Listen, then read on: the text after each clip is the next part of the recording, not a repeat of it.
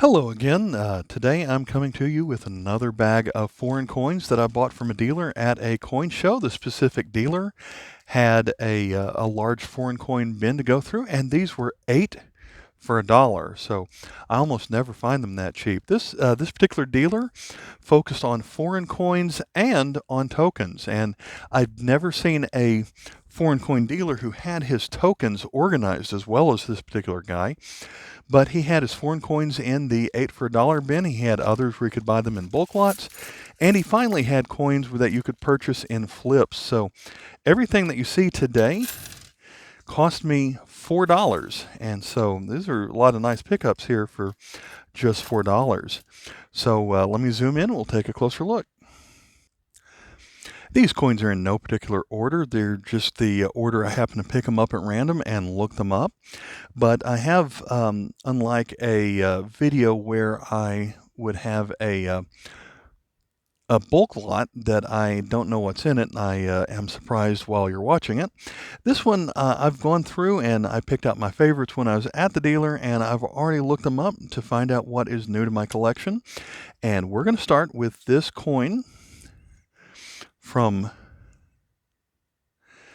this is going to be a country that belonged to Portugal at one time for 20 centavos, and we flip it over. And this one is from Mozambique from 1974. I don't particularly know why, but this coin appears to be quite rare. Now, it's also in really nice shape, but it's KM88, and this is almost uncirculated.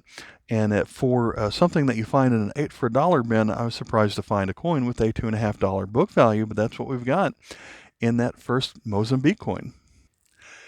Next up, we have from Spain. This is really tiny. This is quite a bit smaller than a U.S. dime. Is a small aluminum 1 peseta coin. And I don't think they made these for very long, but yeah, the peseta, by the time they switched to the euro, I think it was almost 200 pesetas to 1 euro. So this was less than a U.S. penny even back when this was made, which was 1998. I'll get this as close to the camera as I can without it losing focus. But yeah, you just don't see those very often. Took me a little bit to figure out where this coin was from. It has the leader of the country on this side. I'll give it a shot. Taufa Ahau Tupau IV, 1974. Flip it over. It was 1 Seniti. My first thought was this would be from Western Samoa, but as it turns out, this is from the country of Tonga. So the 1 Seniti is KM27A, and it's got an A because this is made out of brass. It was a different metal before this, and it has a book value of $1. Flip it over. We'll show the monarch one more time.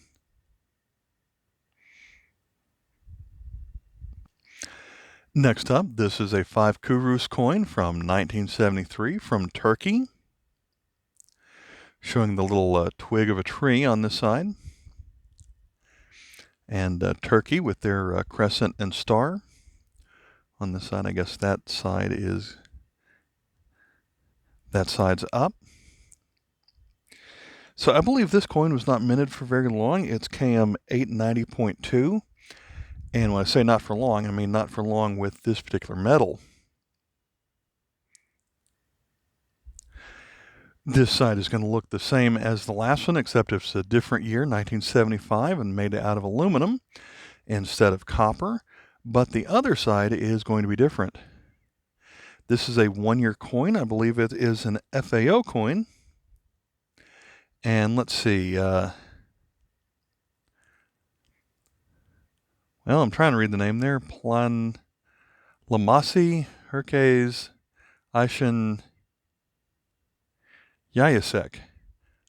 I'm sure I totally messed that up, but this is the, find on my notes here, this one is KM 906. And as a 1-year coin, this has a book value of 50 cents. Through the 70s, 80s, and 90s, Brazil went through a lot of hyperinflation, but thankfully they made a lot of their coins out of stainless steel. This one is from 1989.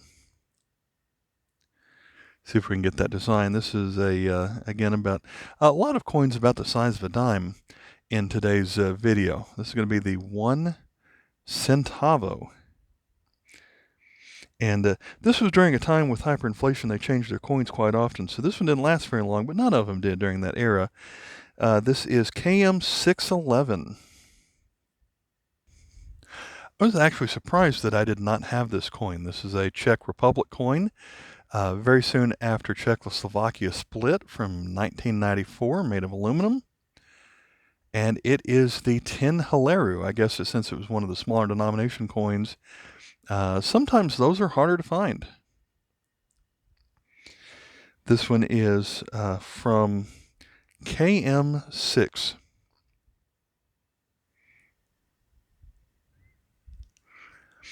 Next up is this coin from the Dominican Republic from 1984.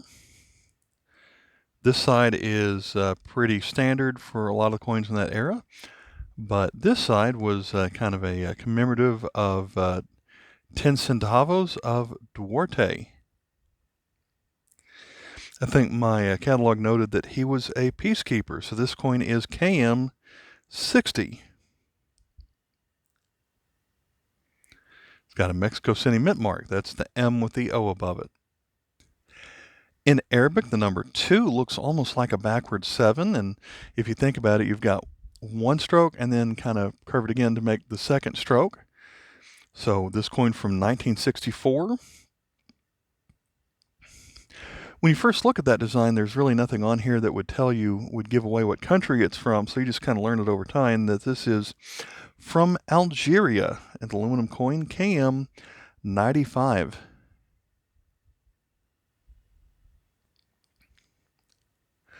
Another aluminum coin. This one is from Cyprus. They became their own country in 1960, and this coin has that date on it, but the actual mint date is 1963 there at the top.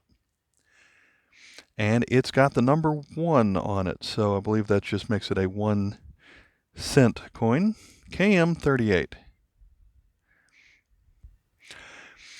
I knew I had this coin, but I thought this one looked extra shiny, although it does have some kind of film on it or whatnot. But see a coin like this that looks like it's made on graph paper. It's going to be from the Netherlands. This is 1997, 25 centimes, I think. Maybe it's just cents, but Beatrix's queen. Queen Beatrix of Netherlands.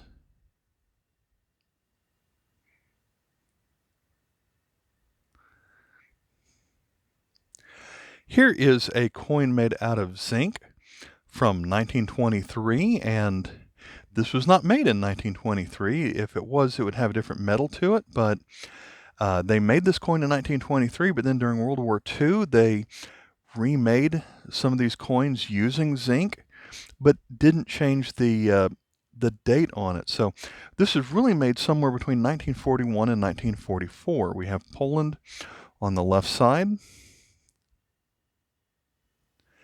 Turn it around. This is 20 groszy.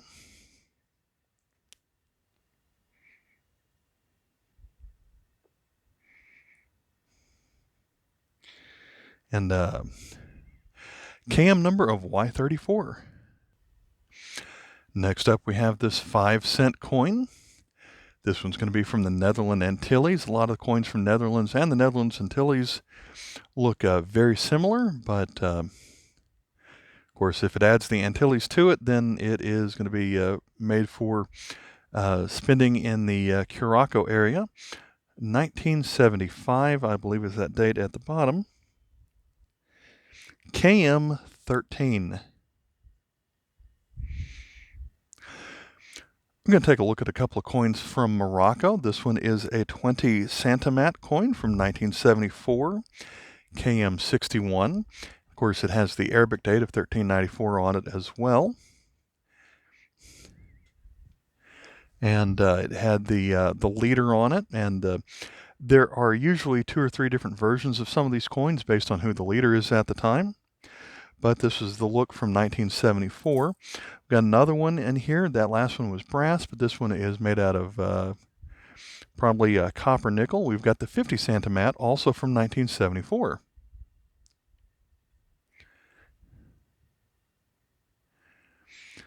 Showing the same leader on this side, looking towards the left. This one is KM62. Here's another country that is difficult to figure out where it's from until you just happen to recognize it, and I can't even tell you which side is up on here. There are has 3 rings on the side. I think there are also 3 rings on this side that are so well worn that you can't see it, but I think this side is up. That almost looks like a large knife and some mountains in the background, and so this is going to be from Nepal. And it has a date of the Nepal 9 or 1 looks like a 9. So the date here is going to be 2012. They use a different calendar than us. This is really 1955. This is value of this coin is 2 paisa. And it is KM 749.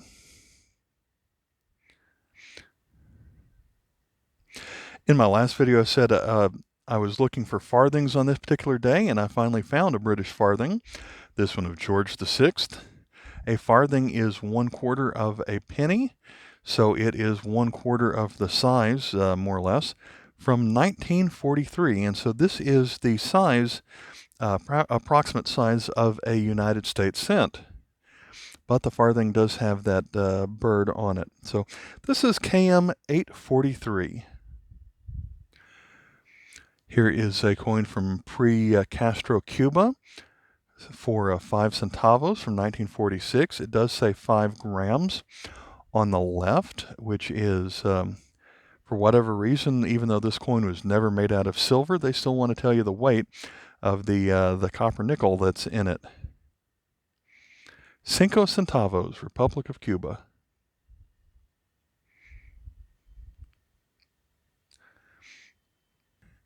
That last coin was KM11B.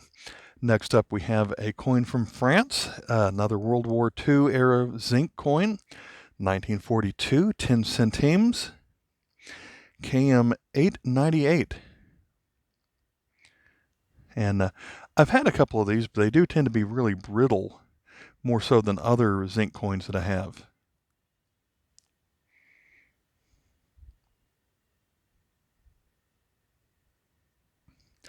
Next up is a coin that reminds me of something that would be Soviet, but it's not. This is a 5 statinki from 1951, and the country here is Bulgaria. I always like to say that the Bulgarian coin looks like it has a kung fu fighting lion in the middle. This is a larger Bulgarian coin than I normally see. It's still smaller than a U.S. quarter, but their shield on the bottom here has a couple of dates on it. The key date there is 1944. That's not the year the coin was made. That was 1951 on the other side, but must be when it became a new country. And the number over here represents, I think, the first time that it became a country. Here is a very well-worn coin from Egypt. It says 5 millimes. There is our number 5 on the left, but the Arabic 5, which looks more like an oval, on the right. As they have this made in 2 different writing styles. This must be when they were British controlled. And the date is really hard to see. On the left it says 1917.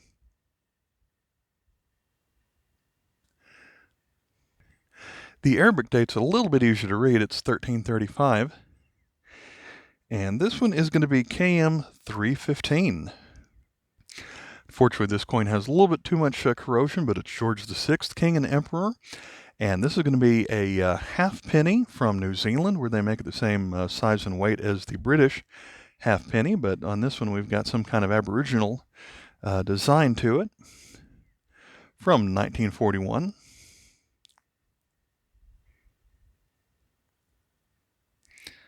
KM12.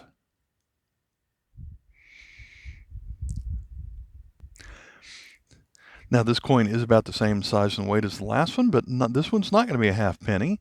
Again, we have King George VI, and it doesn't mention how he's an emperor on this side. Unfortunately, this coin's a little bit too corroded, but this one's going to be from Seychelles. 1948, 5 cents. And when I picked up this coin in his 8 for $1 box, I bought some bulk lots from the same seller, and I got a few more of these. And so I wouldn't have bought this one if I knew I was going to get it, but because this one is a little bit more corroded than I would like, but there you go. So this is going to have a 1948 KM7.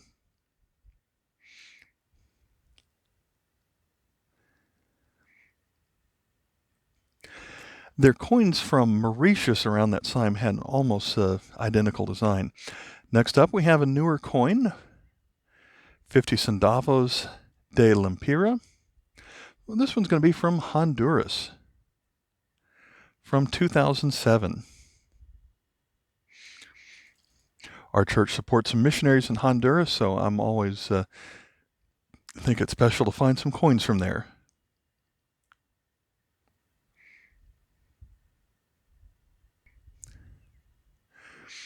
Next up, from 2007, this is a modern coin from Russia, and has the Bank of Russia written on this side.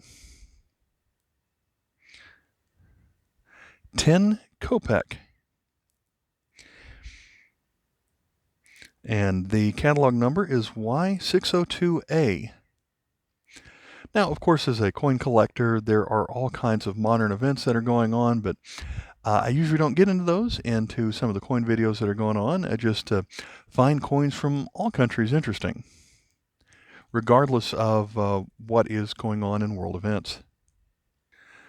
Next up, we have this coin from Ecuador with the name Eugenio Espejo, I believe, from the Republic of Ecuador. Many of their coins were made in the year 2000, or Año 2000. 10 centavos, and a lot of their modern coins have a design just like this one, where they're a large number and then a number of lines on the bottom left. Next up, we have this coin from Libya. It's going to be 1 millim. I can't get too close on the date there, but it turns out this one's from 1952, and it says that very close to the middle of the side. And then I thought this was going to be from Egypt, but because Egypt has a lot of coins wearing with the leader wearing a fez hat, but none like this with the tassel that's coming down off the back. So I had to actually use the CoinScope app to find this one. But this is KM1 from Libya. Aside from the one on the flip, there is one tiny little coin that I have left on the screen here. And it turns out this has a design that looks a lot like something from Switzerland. It's that way on purpose. It has a date of 1888 on the bottom. That's not accurate. I'll say why in a moment. But this side looks identical to the Switzerland 10 Rappen coin. Unfortunately, this one is a little bit bent right there. But as it turns out, this is not an actual coin from Switzerland. This is play money. And so there is a lot of play money that was made by engraver. See an L right here, stands for Ludwig. CHR right here, his middle name was Christian, and his last name was Lauer, which we see at the top. And he owned a printing press in the city of Nuremberg, Germany. And it has a date of 1888, but this was actually made somewhere between 1911 and 1922. As I said, this man printed lots of play money, so he would take common designs from many countries. So he's made German coins, he made British coins, he made, I've seen where he made Indian head cents on this time, but used for just, again, for play money. So there's not really a strong market for these, but I do find it interesting. And he ended up stopped making these coins when the German mints needed to start making Kriegsgeld and not Geld currency, since the German government had trouble keeping up. So that's when he stopped making this play money. One last thing here, I did start off by saying he was a token collector. I did pick up this token from him at the same time that I bought those coins. I may have shown some other tokens that I bought from him, but since my mother-in-law is a John F. Kennedy enthusiast and a coin collector, I got her this token. A little bit of corrosion on it, but this is a very high relief token, and this is going to be a Mother's Day present for her, so hopefully she doesn't watch this video in the next couple of weeks. But here we have the U.S. presidential seal on it. Like I said, this particular token dealer was very organized. I asked him, do you have any of the New York City subway tokens with the shape of the letter Y punched out of the middle of it? And of course, he was very familiar with that coin. He said it's one of the most asked for tokens that he gets. He knew exactly where it would be if he had one, but he didn't have one. But he showed me the album in case I wanted to look. I could purchase a complete set of all the New York City subway tokens, but I didn't want to pay $20 for it when I already had 4 of the 5. So yeah, he knew his tokens for sure. But here we go, John F. Kennedy, 1961. All right, thanks for watching. Bye.